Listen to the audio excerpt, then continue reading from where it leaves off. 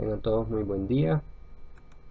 Les saluda el doctor Corleto Santana, médico colaborador con la Asociación de Diabetes y Corazón, ADICO, acá en Santa Ana. Sean todos bienvenidos a este otro episodio de nuestro podcast, hablando de la diabetes.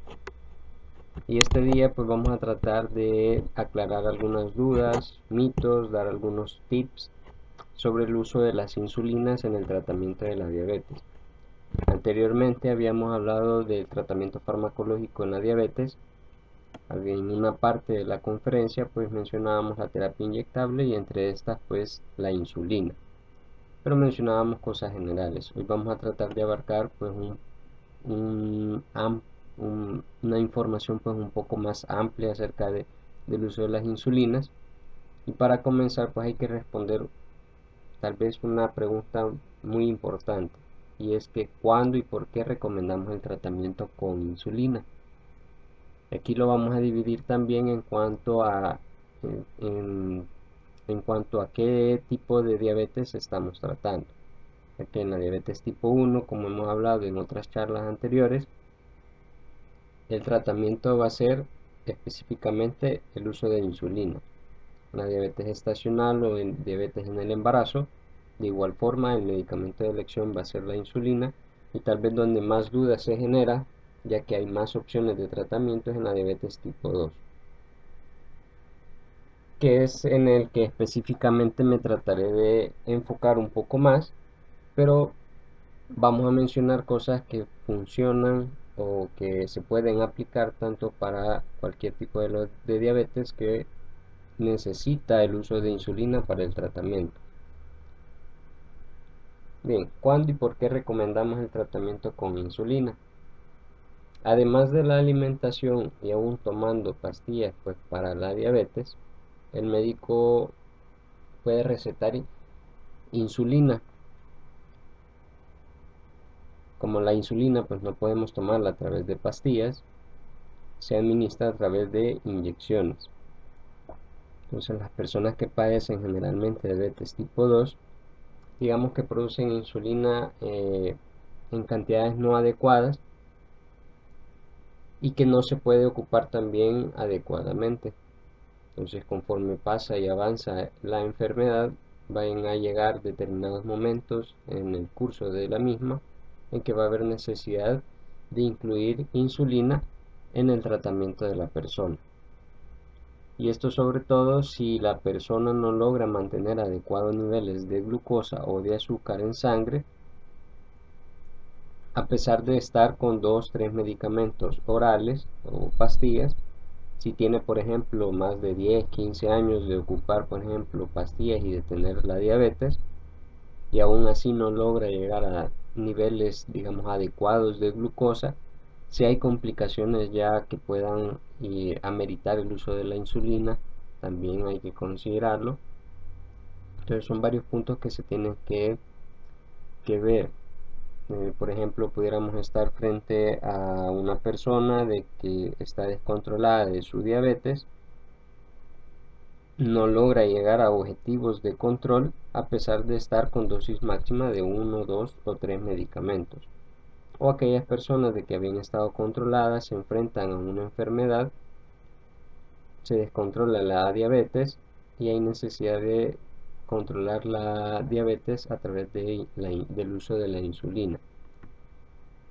A veces cuando se hace el diagnóstico de diabetes, al inicio es recomendable, por ejemplo, ocupar insulina, y esto depende, por ejemplo, si la persona tiene síntomas como pérdida de peso, poliguria, polidipsia, o sea, orina mucho, bebe mucha agua, hay mucha sed, que son síntomas que nos están diciendo de que el déficit de insulina pues es importante y es necesario aportar insulina exógenamente a través de las inyecciones para controlar la glucosa. Esto en general, a veces si es al inicio del diagnóstico, pues se puede considerar después quitar la insulina y dejar tratamiento oral. En algunas personas esto pues va a ser un poco difícil de lograr, y también dependiendo en qué etapa de la enfermedad nos encontremos. Ahora, otra duda que les genera es de que si al dejarles insulina significa de que ellos están graves o que se van a morir o algo por el estilo, pues no. Cuando una persona con diabetes se le receta o se le indica inyectarse insulina, no significa que, digamos, esté más grave que otras personas que toman pastillas, y tampoco significa que se va a quedar ciega o que le cortarán, digamos, una pierna o que pronto va a morir. Hay mucho mito alrededor de esto, y por eso es bueno aclararlo. Inyectarse insulina, como les decía, significa que los niveles de glucosa en sangre están demasiado altos y no pueden disminuirse solo con alimentación, ejercicio y medicamentos orales o pastillas para la diabetes. Entonces, existen varios tipos de insulina ahora que podemos ocupar. Tenemos las insulinas de tipo, digamos, humana y las análogas.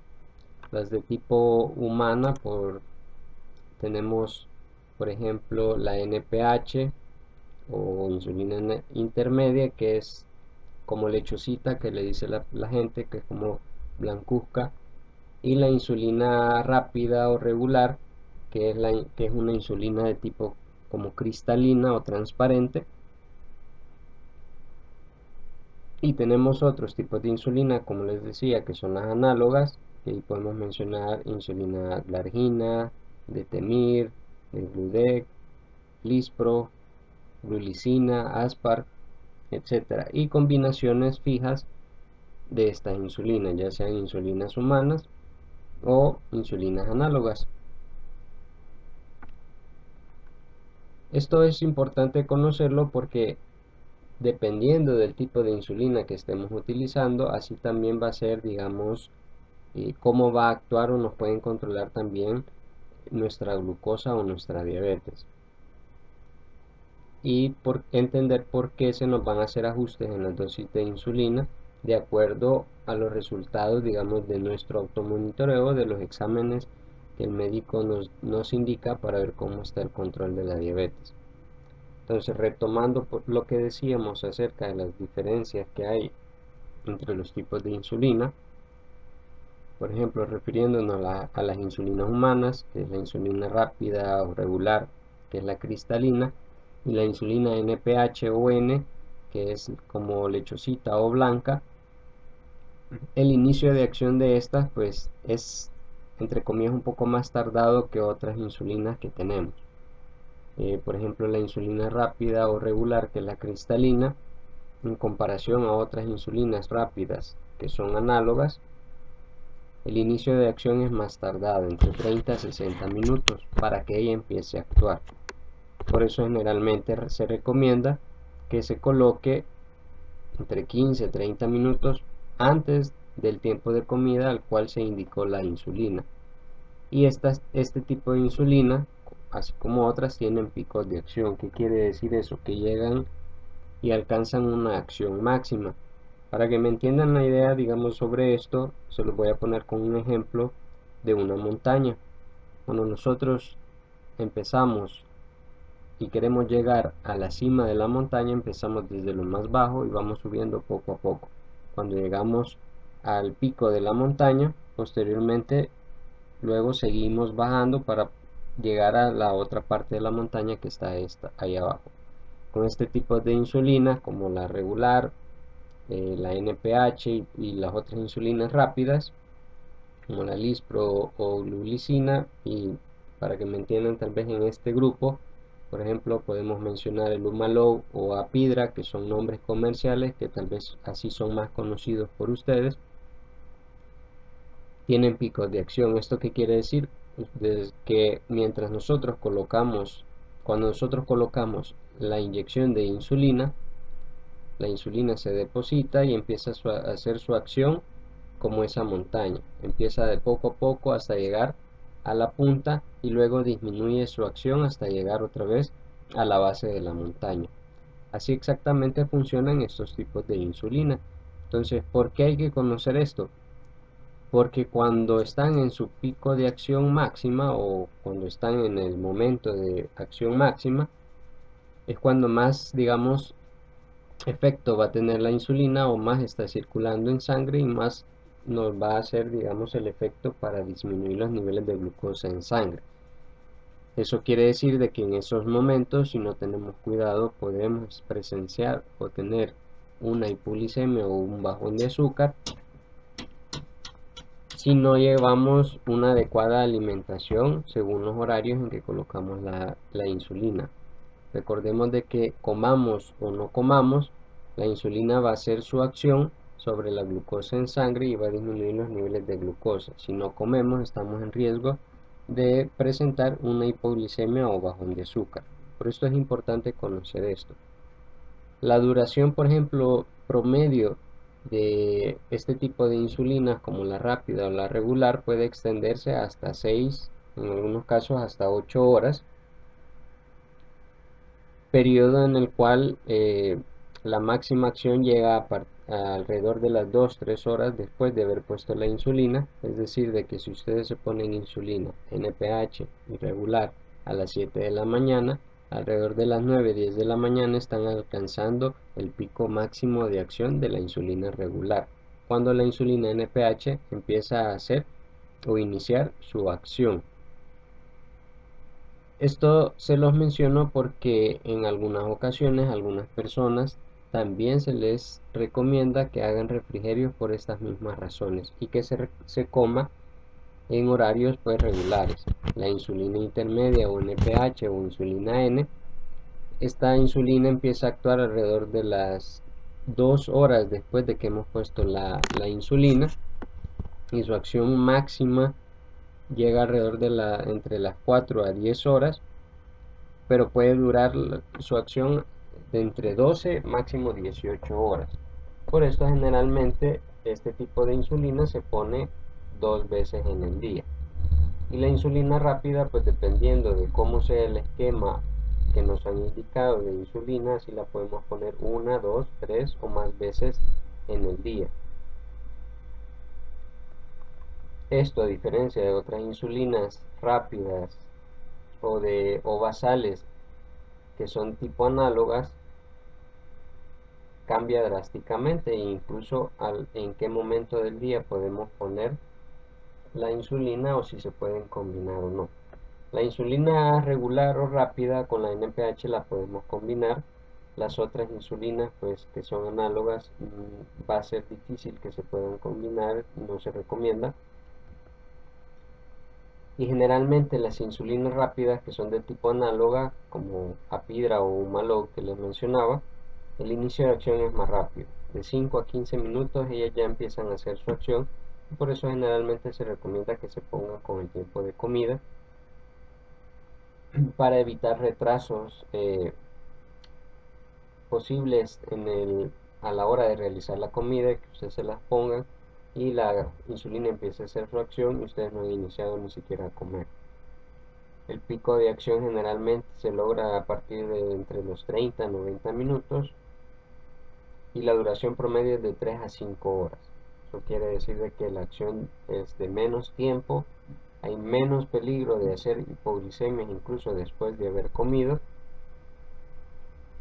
y este tipo de insulinas pues en general a veces se prefiere más que una insulina regular por lo mismo. Ahora, de las insulinas basales que son análogas, aquí tenemos la glargina, de Temir, de Gludet, etcétera. Por mencionarles, por ejemplo, nombres comerciales que se les hagan un poco más conocidos, podemos mencionar la insulina Lantus, Basaglar, Tatuyeo, que son insulinas que son basales de acción larga, que estas generalmente no tienen pico de acción y que la duración promedio puede llegar 24 horas, dependiendo de cuál estemos hablando, pueden llegar incluso hasta 36 horas. El inicio de acción de esta generalmente empieza de 2 a 4 horas posteriormente a que se ha colocado la insulina, y estos, como les decía, no hay picos de acción, es decir que la ventaja de esta sobre la insulina NPH es de que no hay pico, entonces reduce las posibilidades de hipoglicemia, sobre todo en personas en personas de edad avanzada, que el riesgo de hipoglicemia pues nos puede poner en peligro la vida, no solo a esa edad, pero ellos tienen aún más riesgo.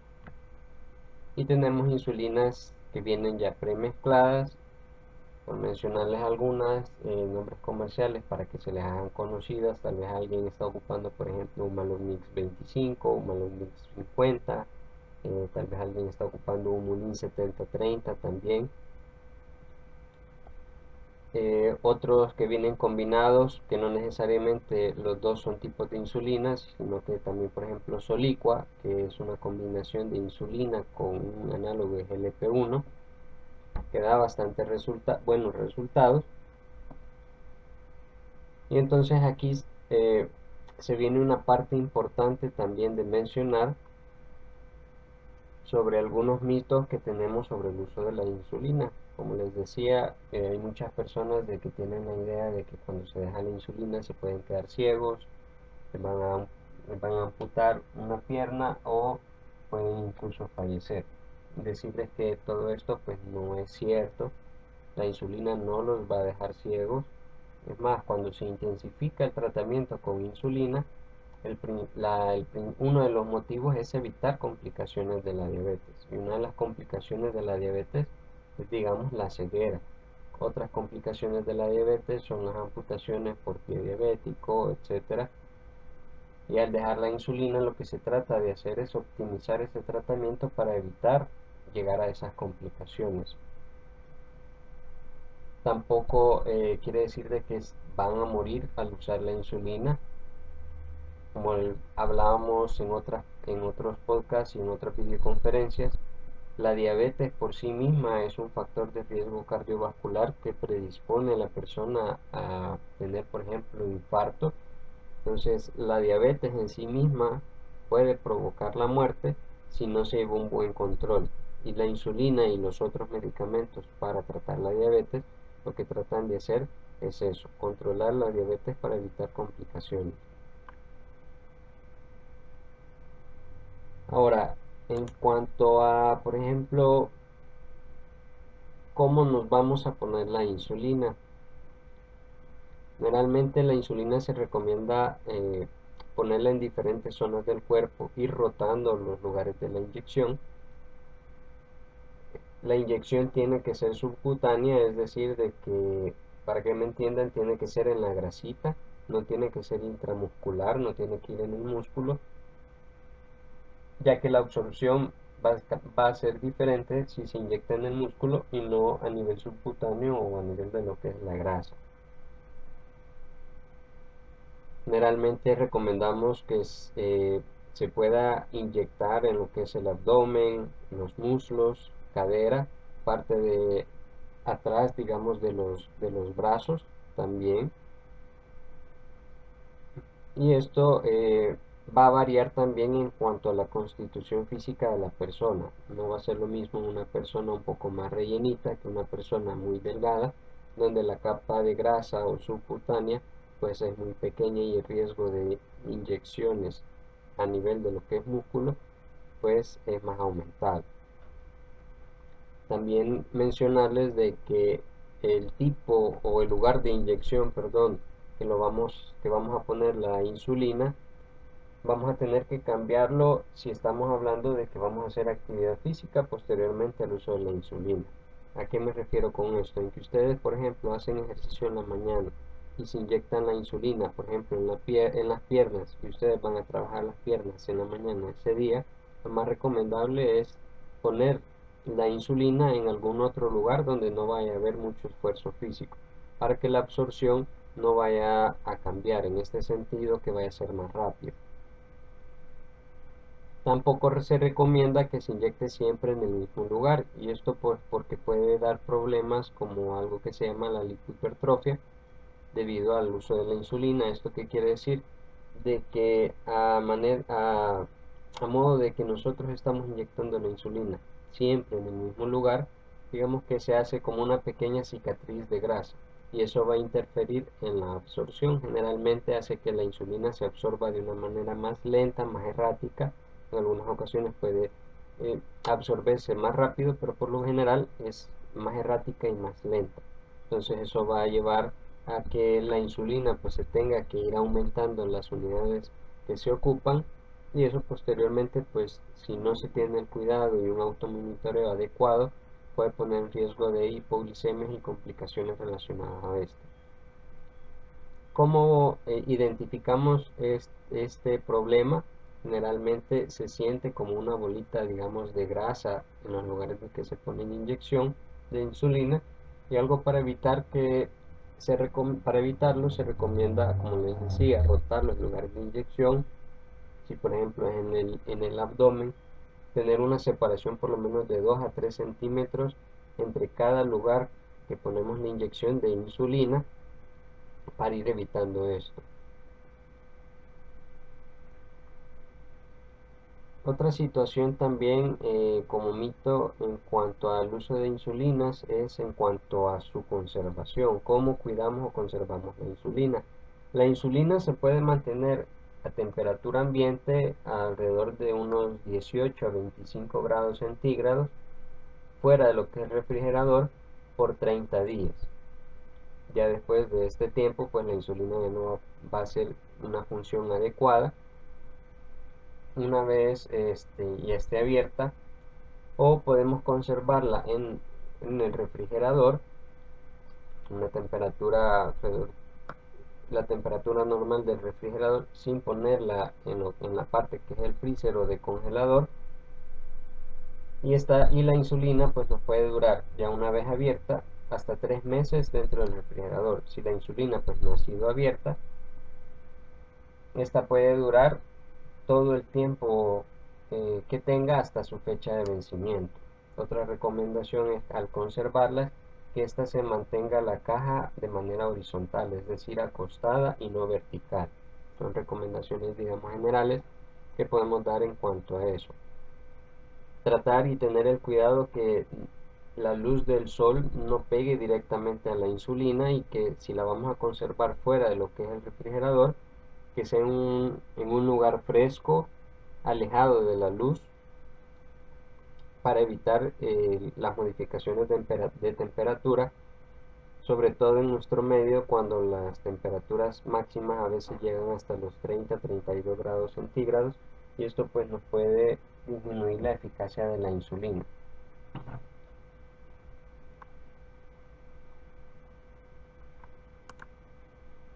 Ahora, algo digamos importante que hay que tomar en consideración es que cuando se inicia el tratamiento de insulina o se indica tratamiento con insulina, generalmente se inicia con una insulina basal. Cuando nos referimos a insulina basales, hablamos de insulina NPH, insulina glargina, insulina de Temir, o lo que les decía, insulina N, como muchos la conocen, que viene en un botecito verde. Tenemos la Basaglar, que es en forma de lapicero. Tenemos el Lantus o Tuyeo, que también vienen en forma de lapicero.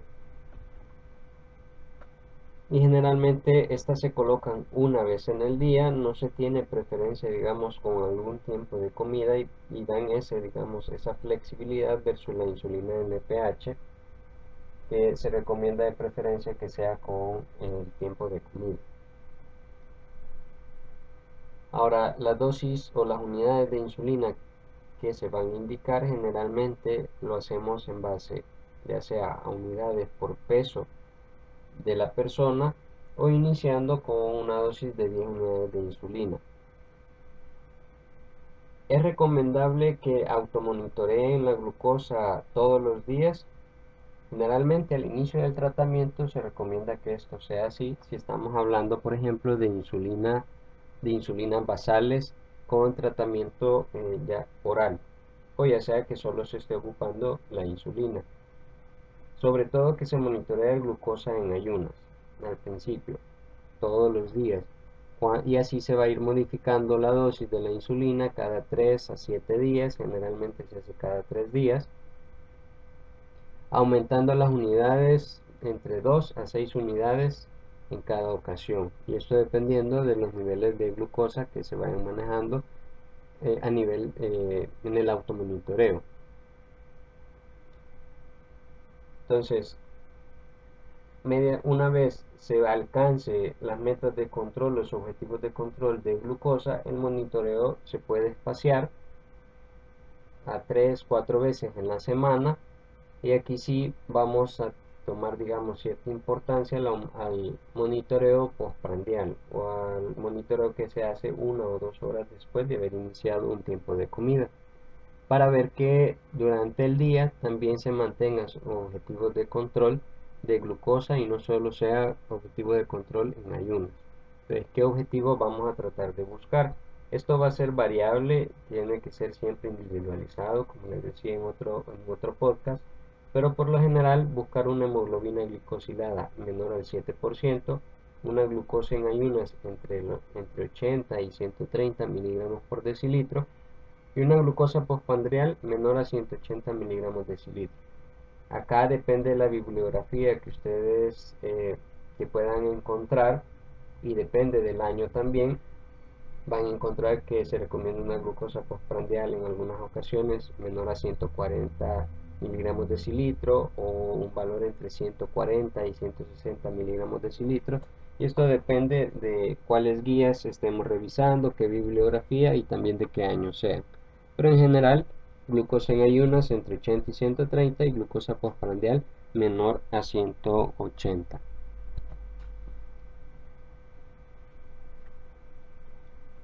Y como les decía, una vez alcanzado, digamos, los objetivos, los valores, control que queríamos, un valor de glucosa en ayunas entre 80 y 130, podemos espaciar los controles de glucosa. Si hablamos de el tratamiento es solo con insulina basal, a 2, 3 o 4 veces en la semana, y hacer chequeos regulares postprandiales, como les decía, para ver que la glucosa se mantenga, digamos, estable en los diferentes momentos del día.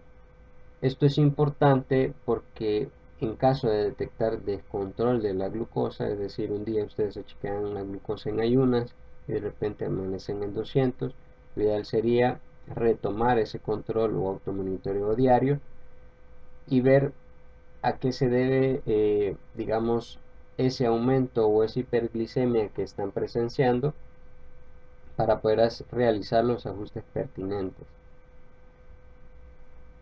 En algunas ocasiones se puede recomendar cómo, o se les puede enseñar cómo hacer los ajustes en relación a a la insulina y los valores de glucosa. Esto depende también de la persona, si ella o él pudieran hacer esos tipos de ajustes, y también los tipos de insulina. No es lo mismo ocupar solo insulina basal que ocupar insulina basal y insulina prandiales, que son las insulinas rápidas que se colocan con cada uno de los tiempos de comida. Entonces, el enfoque va a ser llegar al nivel óptimo de glucosa en ayuna cuando empezamos a ocupar insulina basal, haciendo mediciones principalmente en ayunas y después mediciones ocasionales, en algunas ocasiones en la madrugada, por ejemplo si hubiera sospecha de hipoglicemia nocturna, o en caso de síntomas que pudieran deberse a hipoglicemia o hiperglicemia en cualquier hora del día. Una vez aumentada la insulina basal, pues volvemos a realizar monitoreo 4 días o una semana, y se realiza un nuevo ajuste hasta llegar al objetivo.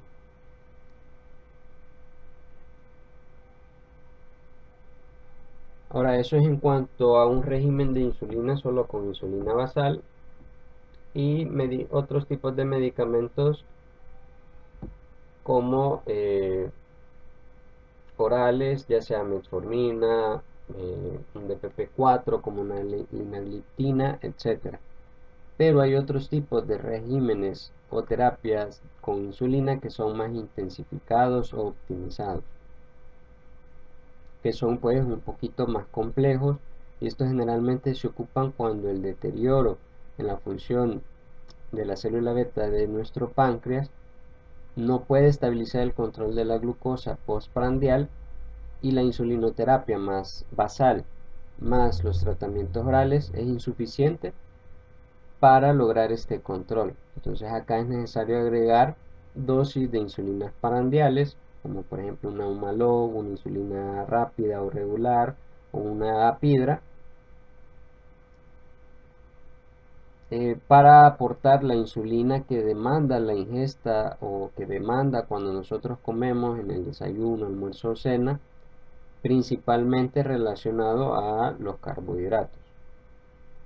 Entonces esto, digamos que en la consulta o en el control se hace evidente pues cuando no alcanzamos los objetivos de hemoglobina glicosilada, y los automonitoreos pues nos empiezan a mostrar eh, digamos glucosas postprandiales que continúan fuera de meta y que en ocasiones la glucemia incluso en ayunas está controlada, o en otros casos pues incluso la glucosa en ayunas pues está en descontrol.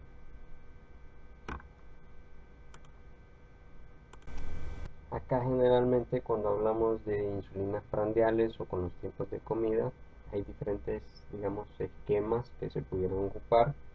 Generalmente en nuestro medio se ocupan esquemas de dosis fija con los tiempos de comida, pero también se les puede enseñar a las personas a ocupar un esquema de insulina rápida o insulina prandial según el conteo de carbohidratos. Esto quiere decir de que por el tiempo de comida o los carbohidratos que van a ingerir, se calcula en base a eso, digamos, cuánta insulina rápida pues se va a ocupar o utilizar, y así esa insulina va a variar, puede variar de un tiempo a otro y no necesariamente va a ser un esquema, digamos, fijo.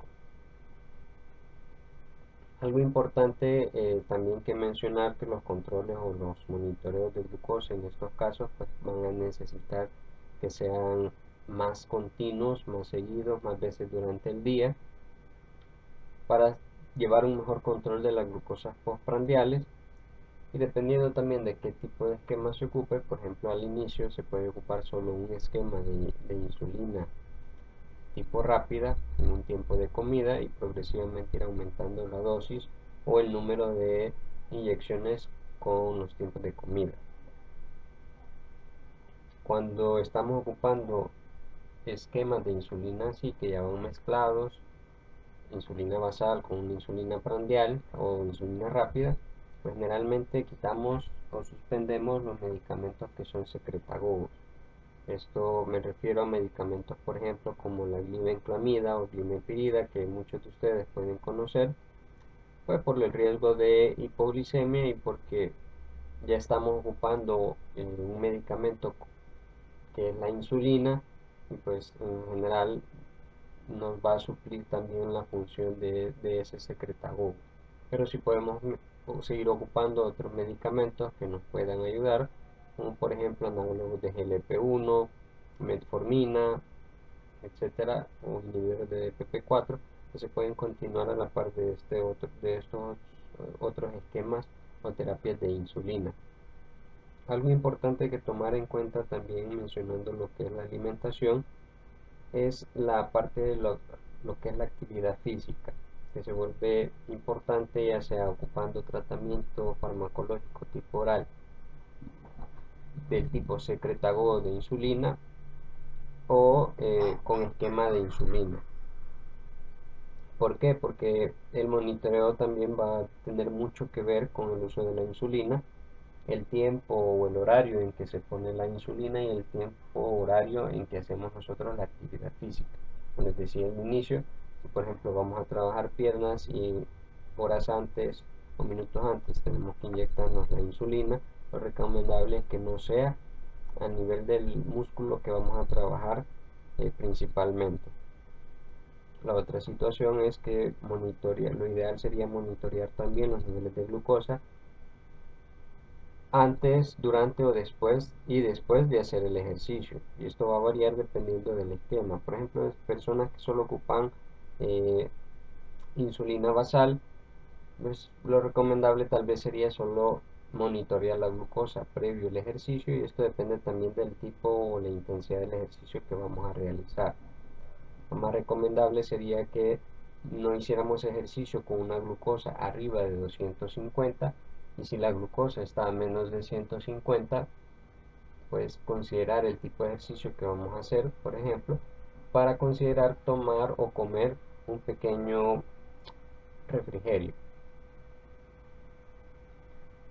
ya que el uso ya de las insulinas o secretagogos, que son medicamentos orales, y el ejercicio, pues esto nos pueden desencadenar hipoglicemias incluso 8 o 12, hasta 12 horas posteriores a la realización de la actividad física. Y no cabe duda en que la actividad física que realicemos va a tener un impacto positivo sobre los niveles de la glucosa al disminuir los niveles de glucosa, al mejorar la sensibilidad de la insulina y ayudarnos a controlar mejor estos niveles.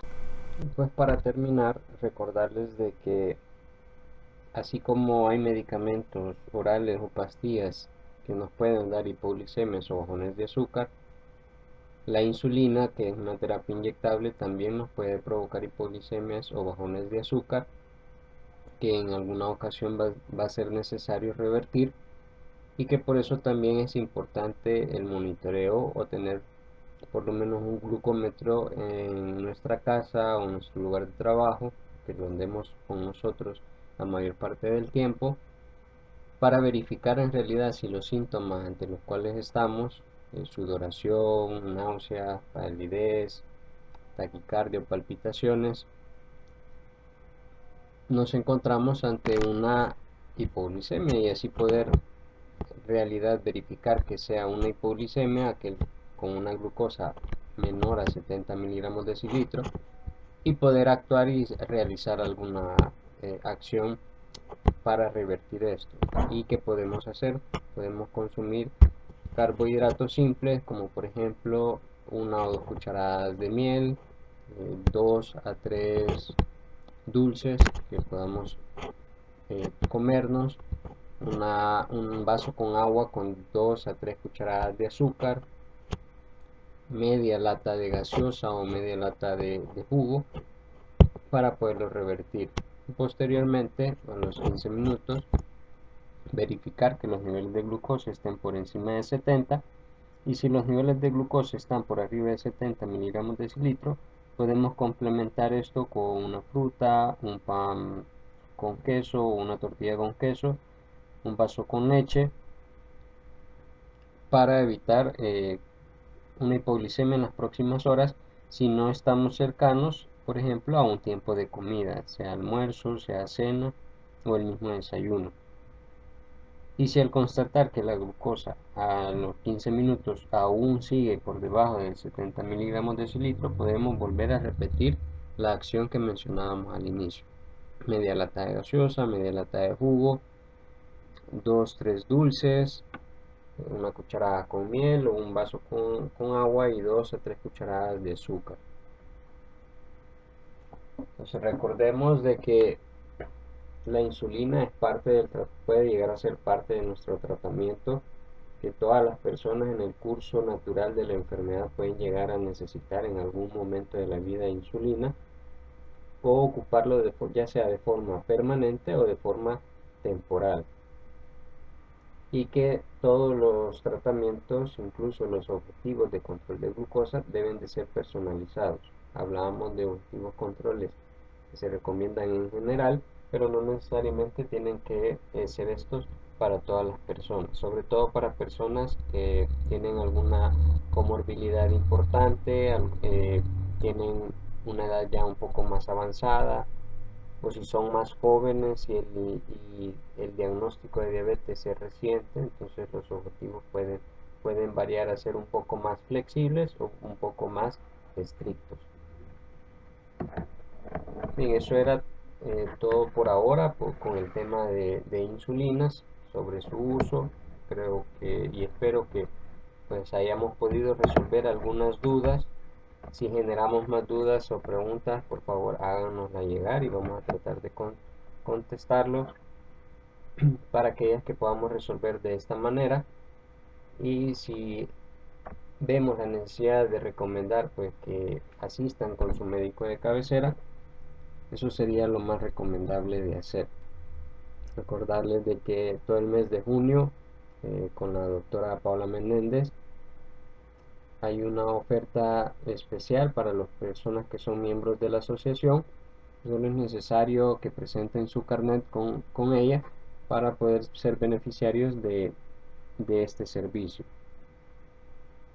Recordarles de que el podcast es parte del programa educativo de la asociación, que este mes de junio que se aproxima, también vamos a tener otra charla sobre lo que es nutrición en la diabetes con la licenciada Patricia Morales, y que todos son muy bienvenidos a escuchar nuestros podcasts. Ya nos pueden escuchar en Spotify, estamos también en Google Podcast, vamos a estar apareciendo ahí, pueden escucharlos también en Facebook y en YouTube, que vamos a estar compartiéndolo también a través de esas redes, todas las actividades educativas que podamos estar realizando por estos medios digitales. Espero les haya servido de ayuda el día de hoy. Nos estamos escuchando, perdón, la próxima semana. Recuerden, yo soy el doctor Corleto Santana, su amigo y colaborador con la Asociación de Diabetes y Corazón, ADICO, en Santa Ana.